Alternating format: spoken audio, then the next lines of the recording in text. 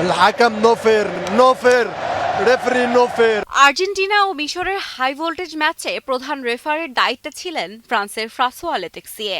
Match শেষে অশ্রুসিক্ত চোখে নিজের প্রতিক্রিয়া জানাতে গিয়ে তার বিরুদ্ধে পক্ষপাতিত্বের অভিযোগ তোলেন জিকো। তিনি বলেন রেফারি অন্যায় করেছেন, তিনি একদমই ফেয়ার ছিলেন না। ক্ষোভ প্রকাশ করে জিকো আরও বলেন তিনি একজন জালিম। এটা স্পষ্ট এবং দিবালোকের মতো পরিষ্কার যে তিনি অবিচার করেছেন। মিশরের এই ফুটবলার আরও দাবি করেন পুরো ম্যাচ জুড়েই তাদের বিরুদ্ধে সিদ্ধান্ত গেছে।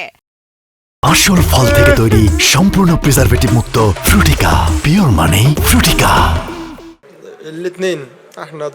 তার ভাষায় তিনি একটি দেশের পুরো পরিশ্রম এক নিমিষে নষ্ট করে দিয়েছেন। ম্যাচের শুরু থেকে তিনি আমাদের বিরুদ্ধে কাজ করেছেন। ম্যাচে প্রথমে ২-০ গোলে এগিয়েছিল মিশর, কিন্তু শেষ মুহূর্তে আর্জেন্টিনার দুর্দান্ত প্রত্যাবর্তনে ভেঙে যায় তাদের স্বপ্ন। রেফারিং নিয়ে জিকোর অভিযোগ এখন ম্যাচের পর আলোচনার অন্যতম বিষয় হয়ে উঠেছে।